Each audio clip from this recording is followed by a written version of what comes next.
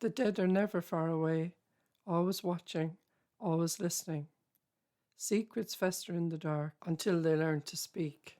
Welcome to Darkness Comes Creeping and Chapter 2 of The Wraith. With shaking hands, Jill unfurled the remaining 3 newspapers. The headlines on each one was the same, though the face of the missing child was different. Moving to the edge of her seat, she pulled the papers closer and scanned the top page.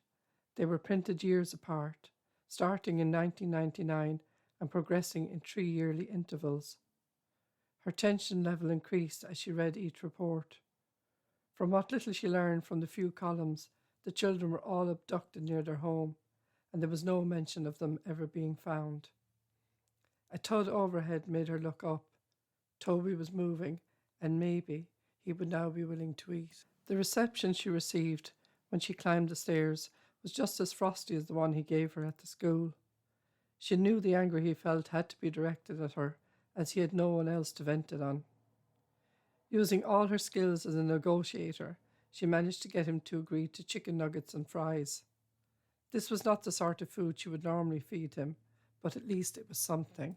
She watched him as he ate, with head down and eyes fixed on his plate. "I've hired a rubbish skip," she said, trying to find something from her mundane day to interest him. "Oh?" He looked up.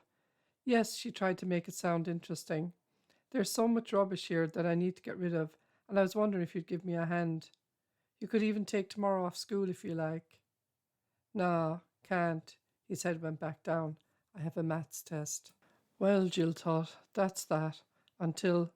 "I could help you after school, though," he offered. "You could." She smiled down at him. "That would be great. There are too many spiders around here for my liking."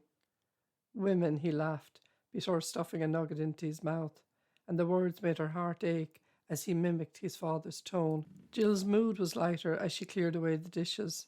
She could still feel the warmth of his small fingers on her skin, and she looked towards the photo of her grandmother on the dresser. "It's going to be all right, Nana," she smiled. "I think we're going to make it." The noise of the television in the room across the hall meant Toby would be entertained until bedtime. Meanwhile, she'd continued clearing, at least until it became too dark outside. The long nights were drawing in fast, and she looked towards the window and shivered. Though not afraid of the dark, there was something ominous in the back of her mind, something that warned of the danger that lurked in the darkness outside. Brushing aside such foolishness, she went back to her foraging, but no matter where she was in the room, her gaze was drawn back to the paper she placed on the chair and the wide-eyed children who were lost.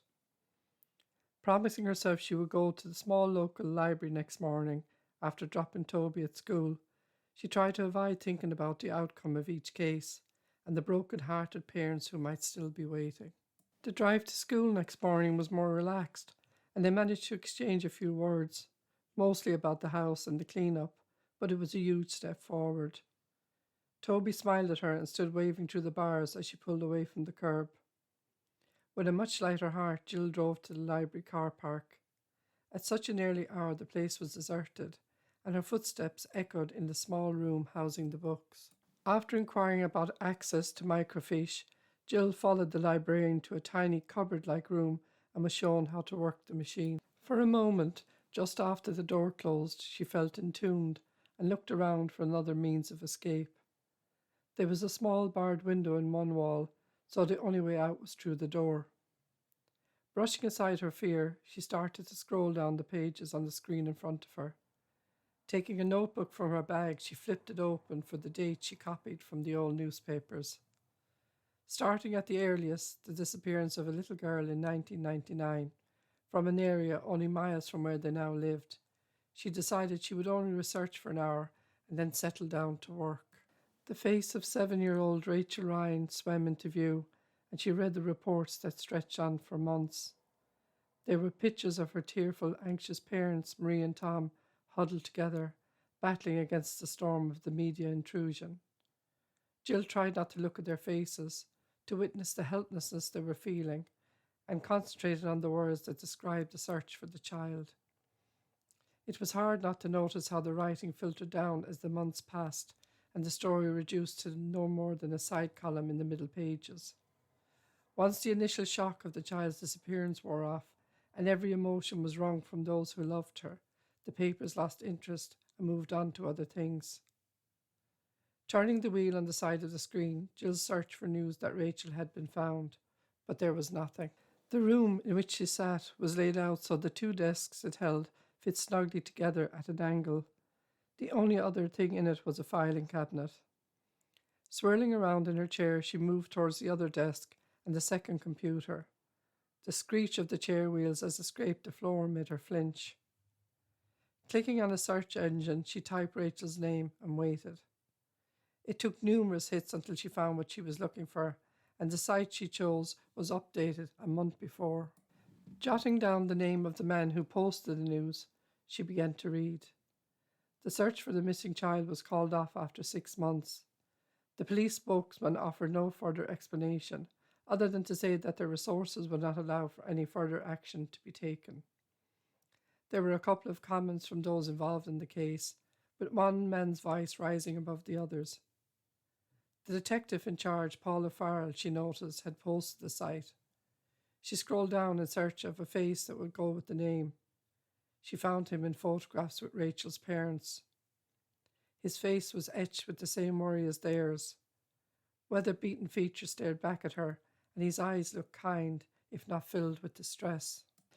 It took a while to finish reading what he had written, as there were many articles on other children gone missing over the years, but she concentrated on Rachel. So far, much of what he posted she learned from the newspapers, but there was the odd veiled suggestion more could have been done in the case. It was obvious he was protecting himself from the retaliation of his superiors. Sighing and stiff from sitting, Jill looked at her watch, amazed to find it over 3 hours had passed. There was so much to do at home she could no longer delay, and she reached for the mouse to close the site. Her fingers slipped on the wheel, and the page in front of her moved down a little. Her hand froze as she read the headline. Marie Ryan, Rachel's mother, committed suicide on the first anniversary of her daughter's disappearance. Friends spoke of her heartbreak at the loss of her child and the terror she felt at not knowing what happened to her. This, along with the guilt of allowing Rachel to run to the ice cream van alone, was too much for her, and she took an overdose of pills while her husband was at work. There was no further mention about Rachel, other than a picture of her mother's burial and the image of her father at the grave. It was clear he was a broken man. Clicking off the internet, Jill sat back and watched the screensaver for a moment. She tried to relax as she watched the Jurassic scene and the dinosaurs lumbering across the landscape, but the colours hurt her eyes and she closed them. From somewhere outside in the corridor, she heard the constant tick-tock of a clock, and she tried to steady her breathing in time to its beats. Why, she wondered, have I let myself get involved in this horror? It's not as though I have much time on my hands.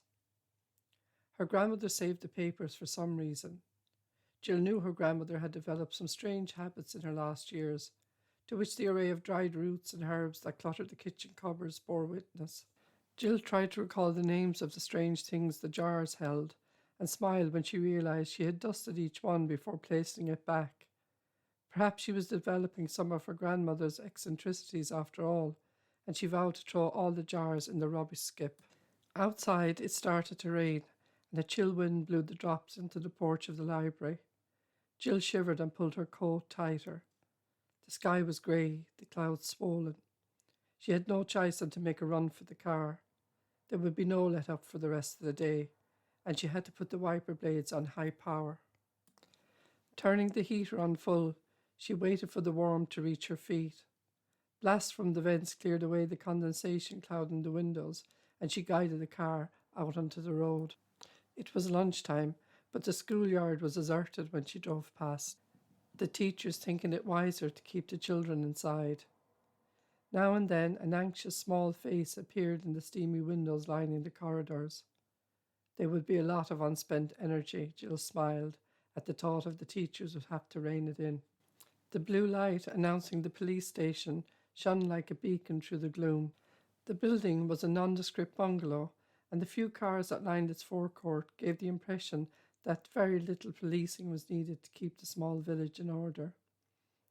Despite the warmth from the car heater, Jill shivered and slammed her foot on the brake as the traffic lights outside the station turned red. The rain eased a little, and she glanced towards the porch at a huddled figure. His collar was pulled up, but there was something familiar about him, and she edged a little closer to the passenger seat to get a better look as he made a run for his car. With only the pavement and a low wall dividing them, he was not too far away. She felt for the window switch and let it down a little. He was about to climb into the car when something made him look up. She wasn't sure if it was the whiz of the window motor that attracted his attention, but for a moment their eyes locked and she saw him frown. The blare of a car horn behind her jolted her, and her foot slipped off the clutch, stalling the car. Fumbling for the ignition, she turned the key, and the engine sprang to life. Her hand trembled as she reached for the gear lever, aware he was standing there, watching her drive away. We end here for now, my friends, but the story does not rest, and neither do the dead. Some truths don't arrive with a scream, but with ink on yellowed paper, and the silence that follows.